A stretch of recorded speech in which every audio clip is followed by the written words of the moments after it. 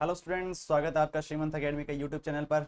और आज हम जो इलेक्ट्रोस्टैटिक्स का हमारा चैप्टर कंप्लीट हो चुका है उसके मोस्ट इंपॉर्टेंट जो क्वेश्चंस हो सकते हैं जो कि बोर्ड एग्जाम्स में आ सकते हैं या आगे आपके कंपटीशन लेवल में भी बेसिक प्लेटफॉर्म तैयार कर सकते हैं, उनकी प्रैक्टिस करेंगे। सबसे पहले हम इस क्वेश्चन को देखते हैं। How many electrons must be remove to produce a charge of 1 coulomb. मतलब क्या है कि हमें किसी भी वस्तु में से यदि 1 कूलम चार्ज उस पर लेके आना है तो हमें उसमें से कितने इलेक्ट्रॉन्स बाहर निकालने पड़ेंगे। सबसे पहले ये किस पर बेस्ड है, ये है क्वांटाइजेशन के लॉ पर बेस्ड, मतलब क्वांटीकरण के नियम पर आधारित है। मतलब क्या है कि जैसे हम इलेक्ट्रॉन्स को निकालते हैं, एक इलेक्ट्रॉन को निकालते हैं तो एक ई के इक्वल का चार्ज उस पर आता है, दो इलेक्ट्रॉन्स को निकालते हैं तो दो ई के इक्वल का आता है, तो एन इलेक्ट्रॉन्स को हम निकालते हैं तो कितना आएगा, एन ई। तो ये कितने इलेक्ट्रॉन्स हम निकालें ताकि उस पर चार्ज कितना हो जाए, 1 कूलम का हो जाए। मतलब क्या है, क्यू की वैल्यू कितनी दे रखी है हमें, 1 कूलम दे रखी है, और एन का मान हमें पूछा है, और ई की वैल्यू कितनी होती है 1.6 इंटू 10⁻⁹ कूलम। इसका जब हम आंसर निकालेंगे तो कैसे करेंगे, क्यू की वैल्यू 1 रखेंगे, एन का मान हमें फाइंड करना है, और ई की वैल्यू है 1.6 इंटू 10⁻⁹, तो एन की वैल्यू क्या आ जाएगी 1/1.6 इंटू 10⁻⁹। ये -19 जाएगा ऊपर तो हो जाएगा प्लस का 19, और 1/1.6 इसकी वैल्यू आप सीधा भी याद रखना, जब भी ये वैल्यू आती है क्योंकि बार बार में काम आएगी, ये होती है 0.625। डिवाइड करके आप देख सकते हो 0.625। और जब भी हम राइटवर्ड्स किसी डेसिमल पॉइंट को मूव करवाते हैं तब पावर जो होती है वो एक कम होती है, और लेफ्टवर्ड जब मूव करवाते हैं तो पावर एक बढ़ती है। तो हमें क्या करना है, देखो हम राइटवर्ड्स लेके जा रहे हैं तो एक पॉइंट आगे जाना है अपने को, तो 6.25, तो क्या बनेगी, पावर क्या हो जाएगी, एक कम हो जाएगी। एक कम होने का मतलब 19 - 1 18। इतने नंबर ऑफ इलेक्ट्रॉन्स जो है हमें किसी बॉडी पर 1 कूलम चार्ज लाने के लिए निकालने पड़ेंगे। अब ये ध्यान रखना है, इसकी वैल्यू को आपको इंपॉर्टेंट लगा के रखना है क्योंकि एग्जाम में सीधी पूछी जाती है ना। ये सीधे पूछते हैं कि 1 कूलम अगर चार्ज आपको लेके आना है तो कितने इलेक्ट्रॉन्स निकालने पड़ेंगे। अब अपने नेक्स्ट क्वेश्चन को देखते हैं। If distance between two charges are increase 2 times and both charges are also increase by factor of 2, what will be change in force. ये जो है वो कूलम फोर्स पर बेस्ड है। ये कहता है क्या है, फोर्स जो होता है वो दोनों चार्जेस के मैग्नीट्यूड के प्रोडक्ट के प्रोपोर्शनल होता है, साथ में इन दोनों के बीच के डिस्टेंस के स्क्वायर के इनवर्सली प्रोपोर्शनल होता है। तो हम ये कह सकते हैं जब हमने दोनों चार्जेस के अमाउंट को डबल किया है, दोनों के मैग्नीट्यूड को डबल किया है, और हमने क्या कर दिया, उन दोनों के बीच की जो डिस्टेंस है उसको भी डबल कर दिया। तो आप ये देखो, इसमें हम फॉर्मूले में अगर वैल्यू रखें, ऐसे मानो जब हम चार्ज चेंज हो गया तो चार्ज कितना हो गया, Q1 डैश, जो नया चार्ज बना है वो कितना हो गया 2Q1, पहले से डबल। सेकंड वाला जो चार्ज है वो भी डबल हो चुका है, तो जो सेकंड Q2 डैश है वो भी हो गया 2Q2। और जो डिस्टेंस नई आई है वो भी कितनी हो चुकी है, वो हो चुकी है 2R, पहले की तुलना में डबल हो चुकी है। तो जब हम इस वैल्यू पुट करेंगे, फॉर्मूला हमारा होता है K Q1 Q2/R²। अगर नया फोर्स हमें डिसाइड करना है तो F डैश, और F डैश हो जाएगा Q1 dash Q2 dash by R dash का स्क्वायर। जब हम Q1 डैश की वैल्यू रखेंगे तो क्या बनेगी 2Q1 multiply by 2Q2 upon, अब इससे आप देख सकते हो ऊपर 2 into 2 4 K Q1 Q2 upon इस 2 का स्क्वायर क्या होगा 4R², 4 से 4 कैंसिल हो जाएगा, सेम फोर्स आ जाएगा जो पहले होता था। पहले क्या फोर्स होना चाहिए था, K Q1 Q2 upon R², same force वो है। इसका मतलब क्या हुआ कि F डैश और F आपस में बराबर हैं, मतलब फोर्स के ऊपर कोई भी प्रकार का इफेक्ट नहीं पड़ेगा। फोर्स जितना पहले था उतना उतना फोर्स बाद में रहेगा। If a body gives out 10⁹ electrons every second, how much time is required to get a total charge of 1 coulomb from it। मतलब क्या है कि हमारे पास एक बॉडी है, हमने उसमें से इलेक्ट्रॉन निकाल रहे हैं। हम क्या कर रहे हैं, हम इसमें से इलेक्ट्रॉन्स निकाल रहे हैं, और किस स्पीड से निकाल रहे हैं कि 10⁹ इलेक्ट्रॉन्स पर सेकेंड। मतलब एक सेकेंड में जो इलेक्ट्रॉन्स निकलते हैं उनके नंबर कितने हैं, 10⁹ है। तो हम अगर ये निकाल लें कि इसमें चार्ज कितना निकलेगा, एक सेकेंड में चार्ज की जो वैल्यू होगी वो कितनी निकल जाएगी, वो होती है Q is equal to N times of E। N जो है वो 10⁹ है, E जो होता है वो 1.6 इंटू 10⁻⁻19 कूलम होती है। तो अब इसको सॉल्व करेंगे क्या आएगा 1.6 इंटू 10⁻⁻10 कूलम। ये वो चार्ज है जो एक सेकेंड में इसमें से निकल रहा है। इलेक्ट्रॉन्स तो इतने निकल रहे हैं 10⁹, पर जो चार्ज निकल रहा है इतने इलेक्ट्रॉन्स का वो है 1.6 इंटू 10⁻⁻10 कूलम। अब हम ये समझें, हमें पूछा है कि 1 कूलम चार्ज निकलने में कितना टाइम लगेगा, मतलब इतना चार्ज निकलने में कितना टाइम लगता है, 1.6 इंटू 10⁻⁻10 कूलम में जो टाइम लगता है, टाइम कितना लगता है, 1 सेकंड का टाइम लगता है। तो हम कह सकते हैं कि 1 कूलम में कितना टाइम लगेगा, हम डिवाइड कर देंगे 1/1.6 इंटू 10⁻10। इसको हम सॉल्व करेंगे, क्या बनेगा, ऊपर जाएगा 10⁻10, और ये मैंने आपको पहले बताया था स्टार्टिंग में ये 0.625 होता है। अब इतना सेकंड आएगा, अगर ये कह रखा है एनसीईआरटी में, ये देखा एनसीईआरटी क्वेश्चन है ये, इसने ये कह रखा है अगर इसको हम साल में कन्वर्ट करें, ईयर में कन्वर्ट करें, तो हम कैसे करेंगे, सबसे पहले ये सेकंड है, सेकंड को मिनट में कन्वर्ट करेंगे, 60 से डिवाइड करेंगे, मिनट को घंटे में कन्वर्ट करेंगे तो 60 से डिवाइड करेंगे, घंटे को अगर दिन में कन्वर्ट करेंगे मतलब 24 से डिवाइड करेंगे, और दिनों को हम साल में कन्वर्ट करेंगे तो 365 से डिवाइड करेंगे। जब हम इसको सॉल्व करते हैं तो जो लगभग वैल्यू आती है वो आती है 197.6 ईयर। मतलब क्या, मतलब आपको लगभग 200 साल लगेंगे तब जाके उस बॉडी पर कितना चार्ज आएगा, 1 कूलम का चार्ज आएगा। इस पर इंपॉर्टेंट इसलिए लगा लेना क्योंकि ये एनसीईआरटी का क्वेश्चन है, एनसीईआरटी का 1.1 ही क्वेश्चन है ये, ठीक है। अब नेक्स्ट क्वेश्चन सॉल्व करते हैं। How much positive and negative charge is there in a cup of water. मतलब क्या है, एक कप में जब पानी भरा हो तो इसमें कितना पॉजिटिव और कितना नेगेटिव चार्ज होता है। अब पहली बात तो इसमें एनसीईआरटी में एक चीज कर रखी है कि कप को डिसाइड ही नहीं कर रखा, कप का अंदर जो मास होगा उसका कितना होगा। तो हमें तो ये लेके चलना है, कप में जो मास होता है पानी का वो एक बेसिकली जो आइडिया लेके चलते हैं वो मानते हैं कि 250 ग्राम, 250 ग्राम जो वाटर है वो एक कप में आ सकता है। तो हम अगर इसके मोलों की संख्या निकालें, नंबर ऑफ मोल्स निकालें, तो कैसे निकालेंगे, हमें ये पता है कि 18 ग्राम जो होता है उसमें कितने मोल होते हैं, 1 मोल होता है। H2O जो होता है ना, H2O के अंदर 1 मोल में कितने ग्राम होते हैं, 18 ग्राम होते हैं। तो कह सकते हैं हम 18 ग्राम में 1 मोल है, तो हमें तो 1 ग्राम में कितने हो जाएंगे, 1/18 मोल। और हम ये कह सकते हैं तो हमारे पास एक जो कप है उसमें 250 ग्राम जो है उसमें कितने हो जाएंगे, 250/18 मोल, एक कप में वाटर के मोल की संख्या। तो अब हम देखो मोलों की संख्या, 1 मोल में नंबर ऑफ मॉलिक्यूल्स मतलब अणुओं की संख्या कितनी होती है, वो होती है अवोगाद्रो संख्या के बराबर, और अवोगाद्रो संख्या होती है 6.02 इंटू 10⁻23। तो हम ये कह सकते हैं जब 1 मोल में इतने नंबर ऑफ मॉलिक्यूल्स होते हैं तो 250/18 मोल्स में कितने होंगे, नंबर ऑफ मॉलिक्यूल्स मतलब अणुओं की संख्या वो होगी 250/18 गुणा 6.02 गुणा 10⁻23। ठीक है, ये आ गए हमारे पास मॉलिक्यूल्स की संख्या, मतलब अणुओं की संख्या, कितने अणु हैं। अब बात ये रही कि जब इतने अणु हैं, एक अणु जो होता है H2O का, उसमें हमें पता है 2 तो होते हैं हाइड्रोजन, एक होता है ऑक्सीजन। और हाइड्रोजन में कितने प्रोटॉन्स होते हैं, एक हाइड्रोजन पर एक प्रोटॉन होता है, तो 2 हाइड्रोजन में कितने प्रोटॉन हो जाएंगे, 2, प्लस ऑक्सीजन में 8 प्रोटॉन होते हैं, तो कुल मिला कितने हो गए, 10 प्रोटॉन। 10 प्रोटॉन होंगे, साथ में 10 ही क्या होंगे, इलेक्ट्रॉन होंगे, तभी तो ये न्यूट्रल होता है। तो कहने का मतलब ये हो गया कि 10 प्रोटॉन के इक्वल का तो इस पर पॉजिटिव चार्ज होगा, 10 इलेक्ट्रॉन के इक्वल का नेगेटिव चार्ज होगा। पर ये किस में होगा, एक अणु में। पर हमारे पास अणुओं की संख्या कितनी है, 250/18 गुणा अवोगाद्रो संख्या। तो हम ये कह सकते हैं इस नंबर में, इतने संख्याओं में कितने पॉजिटिव चार्ज होंगे। पहली बात तो हम ये देखो 250/18 गुणा 6.02 इंटू 10⁻23, इतने जो अणु हैं इनमें हर एक अणु में 10 पॉजिटिव चार्ज है, 10 प्रोटॉन है, और हर एक प्रोटॉन पर जो चार्ज है वो कितना है, 1.6 इंटू 10⁻19। इतने अमाउंट का पॉजिटिव चार्ज है उतने उतने का अमाउंट का क्या आएगा, नेगेटिव चार्ज आ जाएगा। इसको हम सॉल्व कर लेंगे, और सॉल्व करने के बाद हमारे 0.34 इंटू 10⁻7 कूलम। इसका मतलब ये होगा इतने अमाउंट का तो पॉजिटिव चार्ज होता है, इतने ही अमाउंट का नेगेटिव चार्ज होता है एक कप वाटर में। तो अब अगला क्वेश्चन शुरू करते हैं। ये इस लेक्चर का सबसे इंपॉर्टेंट क्वेश्चन है जो मैंने इसमें ऐड किया है। इसमें समझिए आप है क्या, 2 identical charges plus capital Q each.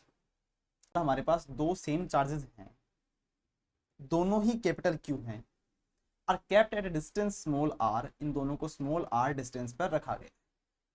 A third charge small q is placed on the line joining the above two charges। मतलब क्या है, इन दोनों के बीच में कहीं हमें क्या रखना है, एक स्मॉल q चार्ज को रखना है। एक बार के लिए हम ये कह सकते हैं इन सब की जो स्थितियां हैं इनको A, B और C नाम दे देंगे, ठीक है। अब हम कहेंगे इनके बीच की जो डिस्टेंस है हमने कहा था R है, तो हम एक बार के लिए इसकी डिस्टेंस जो है कैपिटल क्यू की स्मॉल क्यू से वो उसको x मान लेते हैं। बची कितनी, वो बची r माइनस एक्स, ठीक है। अब ये कह रहा है कि Q is placed on the line joining the above two charges such that all the three charges are in equilibrium। मतलब क्या है कि तीनों के तीनों जो चार्जेस हैं वो इक्विलिब्रियम में है, मतलब कहीं पर भी गति नहीं करे, ना उस पास में आ रहे हैं ना दूर जा रहे हैं। तो what is the magnitude, sign and position of the charge small q। मतलब देखो अगर केवल दो कैपिटल क्यू चार्जेस पड़े होते हैं तो एक दूसरे पे कौन सा फोर्स लगाते, रिपल्सिव फोर्स लगाते, प्रतिकर्षण बल लगाते, तो ये दोनों क्या हो जाते, एक दूसरे दूर जाते, छोड़ने पर जैसे ही इनको फ्री करते ये दूर जाते। पर हमने क्या कर दिया, अब एक बीच में स्मॉल क्यू रख दिया, और इस स्मॉल क्यू के कारण क्या हो रहे हैं, ना तो कोई दूर जा रहा है ना कोई पास में आ रहा है। ये कब हो सकता है, जब इस स्मॉल क्यू पर इन दोनों कैपिटल क्यू के कारण जो चार्ज लग रहा हो, वो पहली बात तो ये दोनों क्या होना चाहिए, स्टेबल होना चाहिए, दोनों के कारण जो फोर्स लग रहा है वो इक्वल होना चाहिए।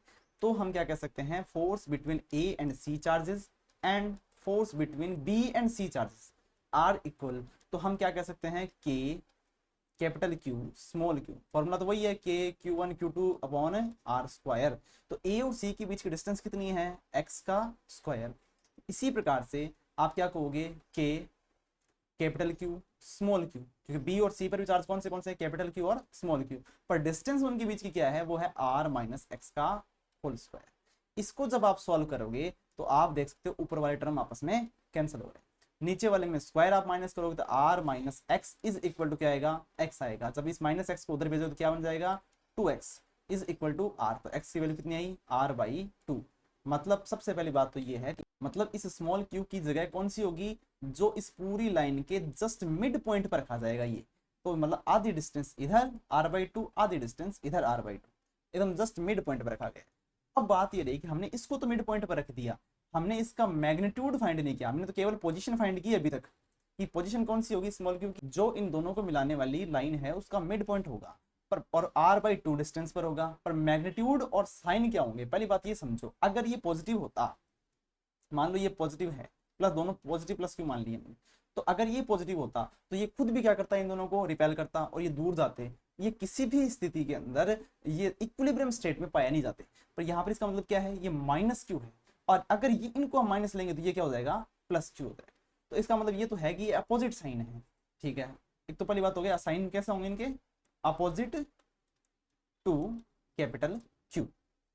अब कितना होगा वो भी हमें निकालना है, मैग्नीट्यूड भी फाइंड करना है। तो मैग्नीट्यूड के लिए हम क्या करेंगे, ऐसे मानो कि ये कैपिटल क्यू तो यहीं पर स्थिर है, ये कहीं गति नहीं कर रहा है, और ये कब गति नहीं करेगा, जब हम ये मानेंगे इस कैपिटल क्यू के कारण इस पर लगने वाला फोर्स और इस स्मॉल क्यू के कारण इस पर लगने वाले फोर्स आपस में क्या होंगे, बराबर होंगे और विपरीत दिशा में होंगे। तो इसके लिए हम क्या करेंगे, ये कह सकते हैं ए पर बी के कारण जो फोर्स लग रहा है और ए पर सी के कारण जो फोर्स लग रहा है वो भी आपस में क्या है, बराबर, मैग्नीट्यूड में बराबर है। तो हम क्या कर सकते हैं कि ए और बी पर कौन से चार्ज हैं, दोनों ही कैपिटल क्यू हैं, तो capital Q multiply by capital Q क्या हो जाएगा, कैपिटल क्यू का स्क्वायर। डिस्टेंस कितनी है ए और बी के बीच की, वो है आर, तो आर का क्या बनेगा, स्क्वायर बनेगा। और एफ ए सी, ए और सी के बीच का अगर निकालना होगा तो कैसे करेंगे, एफ सॉरी के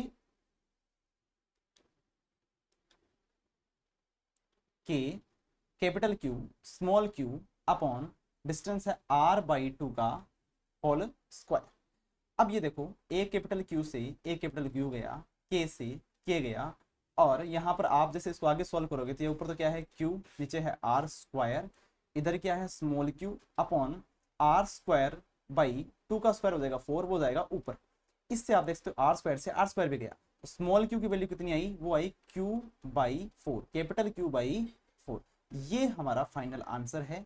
और हमेशा ध्यान रखना इसकी जो साइन होगा वो नेगेटिव होगा, नेगेटिव मतलब अपोजिट साइन होगा। अगर कैपिटल क्यू अगर माइनस का हो जाएगा तो ऑटोमेटिकली क्यू क्या हो जाएगा, स्मॉल क्यू प्लस का हो जाएगा। इन चीजें हमें निकालनी थी वो हमने निकाल ली। एक तो एक्स जो कि मिड पॉइंट पर होगा, और जो इसका साइन होगा वो नेगेटिव होगा, और इसका मैग्नीट्यूड जो होगा उस कैपिटल क्यू चार्ज का 1/4 होगा। अब जो है हमारे पास एक और इंपॉर्टेंट क्वेश्चन है, इस पर भी आप स्टार लगा के रखना, ये बोर्ड एग्जाम्स में आ सकता है, आता भी है, कई बार रिपीट होता है। +4e और +9e के ऐसे दो चार्जेस हैं हमारे पास, एक तो ये रहा +4e और ये है +9e। इन दोनों के बीच की जो डिस्टेंस है वो डिस्टेंस कितनी है, वो है 10 सेंटीमीटर। 10 सेंटीमीटर डिस्टेंस पर है और हमें नल पॉइंट निकालना है। पहली बात तो आपको ये समझना होगा कि नल पॉइंट होता क्या है। नल पॉइंट एक ऐसा बिंदु होता है जिस पर आप किसी भी चार्ज को रख दीजिए, वहां पर नेट इलेक्ट्रिक फील्ड या नेट फोर्स कितना होता है, 0 होता है। तो हमने मान लिया कि यहाँ पर ये नल पॉइंट है और इस पर एक बार के लिए हम किसी भी चार्ज को लेके आते हैं। जैसे आपको ज्यादातर जो एग्जाम में आएगा वो ऐसे मान लीजिए कोई भी चार्ज दे दिया, आपको ई दे दिया वहीं पर, इससे कोई फर्क नहीं पड़ेगा। हालांकि आप देख भी लेना लास्ट में, अगर हमने ई यहाँ पर रख दिया और एक बार के लिए ये मान लिया कि ये डिस्टेंस कितनी है, x है, और बची कितनी 10 माइनस एक्स। ठीक है, अब हमें इस 4e के कारण इस पर फोर्स निकालना हो और हम तीनों बिंदुओं को नाम दे देंगे a, b और c। तो हम ये कह सकते हैं F A B is equal to F B C, मतलब a और b के बीच में बल और b और c के बीच में बल आपस में क्या होंगे, बराबर होंगे। ये कितने होंगे, वही formula k q1 q2 upon distance का square is equal to k q1 q2 upon distance का स्क्वायर। पर डिस्टेंस कितनी है इनकी, 10 माइनस एक्स, 10 माइनस एक्स का होल स्क्वायर। अब आप देख सकते हो ई से ई गया, दूसरे ई से एक ये ई गया और के से के गया। ठीक है, अब ऊपर तो है 4 अपॉन, इधर तो है लेफ्ट हैंड साइड में 4 अपॉन एक्स स्क्वायर, इधर है 9 अपॉन 10 माइनस एक्स का होल स्क्वायर। ये क्या बनेगा, 4 10 माइनस एक्स का whole square is equal to 9 X square. अगर आप दोनों साइड में रूट करो तो रूट करते क्या बनेगा, ये बनेगा 2 10 माइनस एक्स और इधर 3 एक्स। इसको सॉल्व करोगे तो 20 माइनस 2 एक्स बराबर 3 एक्स और 20 बराबर ये बन जाएगा 5 एक्स और x की वैल्यू कितनी आ जाएगी इससे, 4 सेंटीमीटर। मतलब जो नल पॉइंट होगा वो 4e वाले चार्ज से तो होगा 4 सेंटीमीटर पर इधर कितना होगा 10 माइनस 4 मतलब 6 सेंटीमीटर पर। अब ये ध्यान रखना है कि आपके बोर्ड एग्जाम्स में ऐसा पूछा जाता है कि जैसे कई बार पूछ लिया कि 9e वाले से डिस्टेंस कितनी होगी, तो केवल इस पर फोकस मत करना कि 4 सेंटीमीटर कितना है, हमें ये भी ध्यान देना है कि जिससे पूछी गई है उसी चार्ज से डिस्टेंस बतानी है। अब मैं आपको एक शॉर्ट ट्रिक बताता हूँ। शॉर्ट ट्रिक में क्या होगी, जिस चार्ज से डिस्टेंस निकालनी है x, उस चार्ज को तो ऊपर रखो, रूट लिखो उसका, रूट q1 अपॉन क्या लिखो, root q1 plus root q2 और मल्टीप्लाई किससे कर दो, जो इन दोनों के बीच की डिस्टेंस है। अगर आपको ये फॉर्मूला सब याद रह जाता है तो इसके बाद में अगर केवल एमसीक्यू में आता है तो इतना बड़ा डेरिवेशन आपको करने की जरूरत नहीं है, आप केवल सीधा इस फॉर्मूले को लगा सकते हो। और कैसे लगा के देखते हैं चलो, कि x की वैल्यू क्या हो जाएगी, रूट q1 कितना है, q1 मतलब जैसे मान लो आपको 4e वाले से डिस्टेंस निकालनी हो तो हम यहाँ पर 4e लिखेंगे, केवल आप 4 लिख सकते हो, e की भी जरूरत नहीं है आपको क्योंकि e सारे कटेंगे अपने को दिख रहा है, तो 4 लिखो अपॉन रूट ये कितना है 4 प्लस रूट 9, यहाँ पर साथ में मल्टीप्लाई डिस्टेंस कितनी होगी 10 सेंटीमीटर डिस्टेंस है इनके बीच में, ऊपर हो गया 2 प्लस इसका रूट 2 इसका रूट 3 तो 2 और 3 5 मल्टीप्लाई बाई 10, ये कटेंगे कितने से 2, 2 गुना 2 4 सेंटीमीटर डिस्टेंस आ गई। अब चाहे आप सीधा निकालो चाहे इतना बड़े डेरिवेशन करके निकालो, आना आंसर वही है। अब नेक्स्ट क्वेश्चन देखते हैं। यह 3 point charges plus q each are kept at the vertices of an equilateral triangle of side a. मतलब क्या है, एक ट्राइंगल है हमारे पास और उस ट्राइंगल के हर एक शीर्ष पर प्लस क्यू चार्ज प्रेजेंट है। ठीक है, और इसकी जो साइड दे रखी है हमें वो कितनी है, वो ए है। हमें सेंट्रोइड पर, सेंट्रोइड जो इसका सेंट्रोइड यहाँ पर होता है जहां पर तीनों इसकी मीडियंस आपस में इंटरसेक्ट करती है, उस पॉइंट से उस पॉइंट पर अगर मान लो कैपिटल क्यू चार्ज रखा है तो इस पर क्या निकालना है, इस पर फोर्स निकालना है। इसके लिए सबसे पहले तो हमें क्या करना पड़ेगा, इसको मिलाना पड़ेगा इनके वर्टिसेस। ठीक, और हमें यह देखना पड़ेगा कि ये जो एबीसी ट्राइंगल है, इस एबीसी ट्राइंगल के जो हर एक शीर्ष पर प्लस क्यू चार्ज है, इस पॉइंट पर कितना फोर्स लगा रहे हैं, और वो फोर्स लगाते हैं हमेशा इन दोनों को मिलाने वाली रेखा के अनुदिश, मतलब लाइन जॉइनिंग के अलोंग। एक फोर्स ये बनेगा और एक फोर्स ये बनेगा। इनको हम अगर नाम दें तो नाम क्या देंगे, इसको देंगे एफ सी वेक्टर, इसका नाम हो जाएगा एफ बी वेक्टर और इसका नाम हो जाएगा एफ ए वेक्टर, जो इस कैपिटल के ऊपर लग रहे। अब हमें इतना करना है कि दो दो चार्जेस का पेयर लेना है, उन दो को जोड़ना है। जोड़ना किस प्रकार से है, ए की फॉर्मूला है हमारे पास, रूट एफ निकालना हो, इसका मैग्नीट्यूड निकालना हो तो root F one square plus F two square plus 2f1 f2 cos theta, इससे हम निकाल लेंगे। और सबसे पहले हम ये मानो कि एफ ए और एफ बी को जोड़ रहे हैं, इन दोनों को जोड़ने पर हम क्या लिखेंगे, रूट एफ ए का स्क्वायर प्लस एफ बी का square plus 2 F B cos theta. ठीक है, अब हम जोड़ तो देंगे, पर इसमें मैंने आपको पहले भी बताया था लेक्चर के अंदर कि थीटा और इनकी वैल्यू, ये दो हमारे पास अननोन क्वांटिटीज होती हैं, इनको वैल्यू सबसे पहली प्रायोरिटी रहेगी, इनकी वैल्यू हम निकालें। तो हम निकालेंगे कैसे वो समझिए। जैसे एफ ए है, फॉर्मूला क्या होगा, K Q one Q two upon R square. Formula जैसे बनेगा के स्मॉल क्यू के कारण लग रहा है, कैपिटल क्यू पर लग रहा है, अपॉन डिस्टेंस इनके बीच क्या होगी, ये ए ओ जो डिस्टेंस है उसकी वैल्यू हम सीधी याद रखनी है अपने को। निकालने का तरीका मैं आपको किसी वीडियो में बता दूंगा, पर हमेशा ध्यान रखना इसके वर्टिसेस को सेंट्रोइड से मिलाने वाले जो डिस्टेंस होती है वो होती है 1/√3 टाइम्स ऑफ इट्स साइड। मतलब एक भुजा की 1/√3 गुना होती है। तो हमें ये सीधा भी याद रखना है, क्योंकि हमें मैथ्स नहीं करनी, हमें फिजिक्स करनी है। तो यहाँ पर हम क्या करेंगे, इसका डिस्टेंस का स्क्वायर होता है तो a/√3 का स्क्वायर। अब √3 का जो स्क्वायर होता है वो 3 होता है, तो ऊपर जाएगा 3 के small q capital q upon a square. अब हमें ये देखने वाली बात ये है कि ए से तो इसकी डिस्टेंस है, वही बी से डिस्टेंस है और वही सी से डिस्टेंस है। तो इसका मतलब हम ये कह सकते हैं इसकी वैल्यू एफ बी और एफ सी की आपस में बराबर होगी। तीनों आपस में फोर्सेस के मैग्नीट्यूड जो है वो इक्वल है, पर इनके डायरेक्शन अलग अलग है। तो हमें जोड़ने का तरीका जो पैरेललोग्राम लॉ होता है उससे जोड़ना पड़ेगा। अब बात रही थीटा की, एफ ए और एफ बी के बीच में कोण कितना है, ये वाला जो कोण है वो कितना है। तो एफ ए और एफ बी के बीच में निकालने के लिए आप ये देखो, ये पूरा एंगल जो होता है वो होता है 360 डिग्री, और ये तीन पार्ट्स में डिवाइड हो रहा है। एक एफ ए और एफ बी के बीच में, एफ बी और एफ सी के बीच में, और एफ ए और एफ सी के बीच में, तीन पार्ट में डिवाइड होने के कारण हम कह सकते हैं ये हो गया 120 डिग्री। तो अब हम इनकी वैल्यू रख सकते हैं। अब आप देखो एफ ए और एफ बी बराबर हैं, तो यहाँ एफ ए और एफ बी को बराबर लिख सकते हैं, यहाँ पर भी एफ ए और एफ बी को बराबर लिख सकते हैं। तो हम क्या लिखेंगे, मान लीजिए इनका जो रिजल्टेंट आएगा वो एफ डैश आएगा एक बार के लिए, तो हम F A square, F B की जगह भी एफ ए लिख दें तो एफ ए का स्क्वायर प्लस 2 कॉस 120 डिग्री, ये बन जाएगा। तो root F A square plus F A square हो जाएगा 2 FA स्क्वायर प्लस ये हो जाएगा 2 FA स्क्वायर, और कोस 120 होता है -1/2। इसमें आप देखो ये 2 से 2 कट जाएगा, ये बचेगा माइनस का एफ स्क्वायर। 2 FA स्क्वायर में से एक एफ स्क्वायर जाएगा तो कितना बचेगा, 1 FA स्क्वायर, और इसका रूट क्या आएगा आपके पास, वो आएगा FA। इसका मतलब क्या होगा, इनका रिजल्टेंट भी जो है वो FA के इक्वल ही आएगा। अब ये FA आएगा किधर, इनके जस्ट मिडल में, ये जो लाइन होगी वहां पर आएगा F डैश। ठीक है, और अब ये देखो, अब एफ डैश और एफ सी को आपको जोड़ना है, ये दोनों अपोजिट डायरेक्शंस में है, और जब भी अपोजिट डायरेक्शंस में होते हैं उनका जो फाइनल जो फोर्स आएगा वो कैसे आएगा, F dash minus F C. आप सीधा माइनस कर सकते हो क्योंकि इन दोनों के बीच में एंगल 180 है। आप चाहो तो इस फॉर्मूले को अप्लाई कर सकते हो, इनमें वैल्यू पुट करोगे और थीटा की वैल्यू 180 रखोगे, तब भी यही तरीका आएगा, और सीधा भी हम पुट कर सकते हैं। अब देखो एफ डैश की वैल्यू किसके इक्वल है, एफ डैश की वैल्यू हमारे पास आई है एफ ए की, हम ये लिखेंगे F A minus F C की वैल्यू देखो, एफ सी एफ बी और एफ ए आपस में बराबर हैं, तो हमने लिख दिया यहाँ पर एफ ए। अब दोनों बराबर हैं तो दोनों माइनस होंगे तो कितने आएंगे, 0। इसका मतलब जो सेंट्रोइड पर जो चार्ज होगा, चाहे कितना भी बड़ा क्यों ना हो, कितना भी छोटा क्यों ना हो, वहां पर फोर्स की वैल्यू हमेशा क्या होती है, 0 होती है। ठीक है,